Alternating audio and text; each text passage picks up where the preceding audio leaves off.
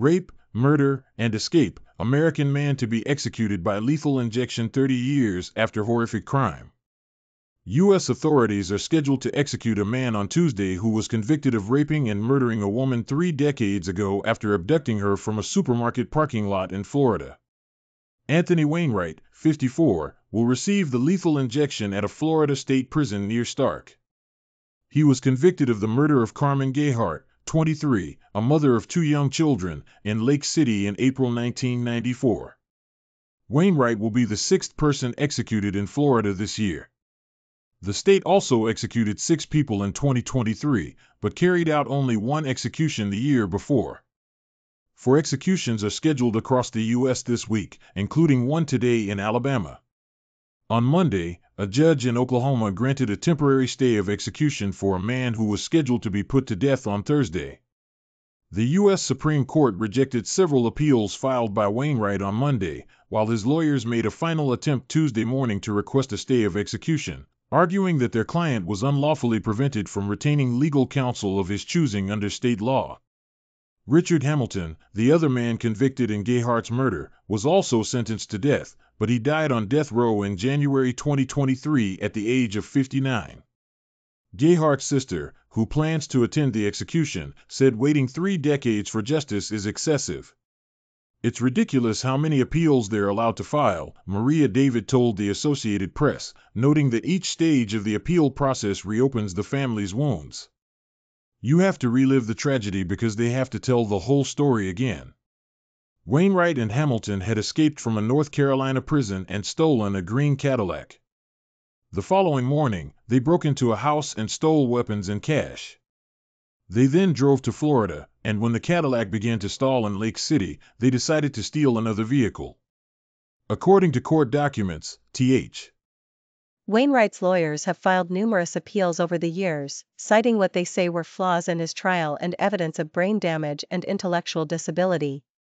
Since his execution date was set, his lawyers have filed appeals in state and federal courts seeking to postpone the execution to allow the courts time to consider additional legal arguments in his case. In a memorandum to the U.S. Supreme Court, his lawyers argued that his case was marred by systemic and grave failures at virtually every stage, right up to and including the death sentence. These failures, according to the memorandum, included faulty DNA evidence that was only presented to the defense after the trial had begun, incorrect instructions given to the jury, inflammatory and inaccurate closing arguments, and errors made by court-appointed lawyers. The filing also noted that an informant from inside the prison, who had testified against Wainwright during the trial, admitted last month that he and another witness had given their testimony in exchange for leniency, a fact that was not disclosed to the defense at the time. David, Gayhart's sister, explained that she felt deprived because Hamilton died before his execution. She added that she was overwhelmed with emotion when she learned the governor had signed Wainwright's death warrant, noting that her parents had died waiting for justice to be served, but she was determined to witness the final chapter of her family's tragedy. "Nothing can stop me from seeing this through to the end," she said. David pointed out that her sister loved animals and surprised her when she decided to study nursing instead of becoming a veterinarian. She added that Gayhart, despite being 2 years younger, had become a mother before her and was incredibly patient with her young children. "She was there," David said of her sister. "She was there, she was important, she should be remembered, and she was loved." She noted that over the years she had kept The specter of a serial killer looms over New England. The 13th body is discovered in the woods. The discovery of Adriana Suazo's body in Milton, Massachusetts, has heightened concerns across New England about a surge in mysterious deaths in recent months. Suazo, a 21-year-old Boston resident, was found by a passerby at approximately 11:45 a.m. on Sunday, June 1, in a wooded area in Milton, about 8 miles south of Boston, according to a statement from the Norfolk County District Attorney's Office. The statement indicated there were no obvious signs of physical injury, and the cause of death is still under investigation by the Chief Medical Examiner's Office. Suazo's death is the latest in a disturbing series of unexplained deaths. Since March 2025, at least 13 bodies have been found across Massachusetts, Connecticut, Rhode Island, and Maine, often in remote or wooded areas. The circumstances surrounding these cases varied, ranging from dismembered bodies to unexplained deaths. This large number of bodies in such a short period has fueled widespread speculation about a serial killer operating in the area.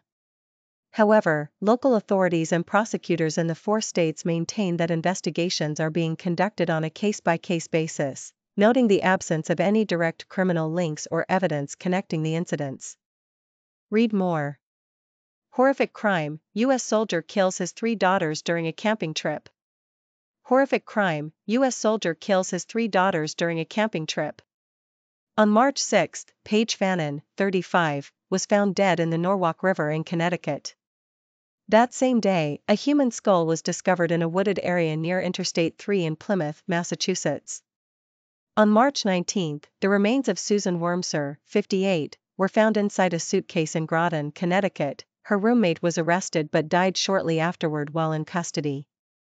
On March 25, Denise Leary, 59, was found dead in New Haven, followed the next day by Michelle Romano, 56, whose body was.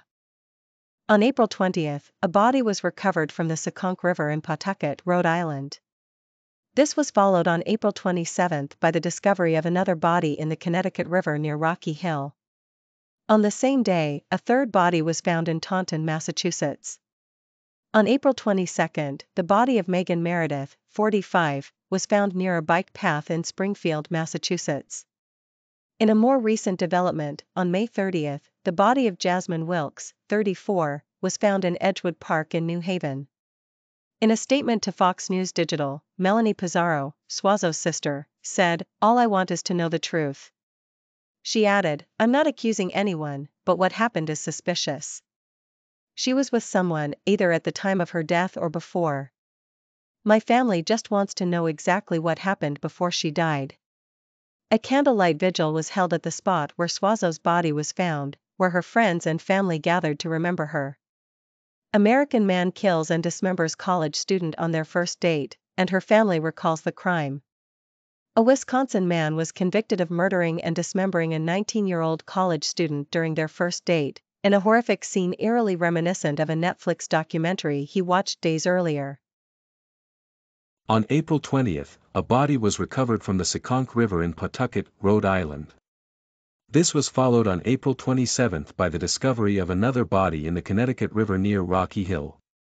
On the same day, a third body was found in Taunton, Massachusetts. On April 22, the body of Megan Meredith, 45, was found near a bike path in Springfield, Massachusetts. In a more recent development, on May 30, the body of Jasmine Wilkes, 34, was found in Edgewood Park in New Haven. In a statement to Fox News Digital, Melanie Pizarro, Suazo's sister, said, "All I want is to know the truth." She added, "I'm not accusing anyone, but what happened is suspicious. She was with someone, either at the time of her death or before. My family just wants to know exactly what happened before she died." A candlelight vigil was held at the spot where Suazo's body was found, where her friends and family gathered to remember her. American man kills and dismembers college student on their first date, and her family recalls the crime. A Wisconsin man was convicted of murdering and dismembering a 19-year-old college student on their first date, in a horrific scene eerily reminiscent of a Netflix documentary he watched days earlier. Les Maxwell Anderson, 34, stood with a blank expression as Judge Laura Crivello read the guilty verdicts in the April 2024 murder of Sadie Carlina Robinson, after the jury deliberated for less than an hour on Friday afternoon. Robinson was studying criminal justice at Milwaukee Technical College when she met Anderson for dinner on April 1, 2024. Robinson was described as excited about the date and went with Anderson to a restaurant and bar before returning to his Milwaukee home. She was reported missing on April 2, 2024, when she failed to show up for her shift at a pizza restaurant. Police searched her home on April 3 but found no remains. The same day police visited her home, her severed leg was found on a shore at Lake Michigan. Prosecutors used gruesome Ph.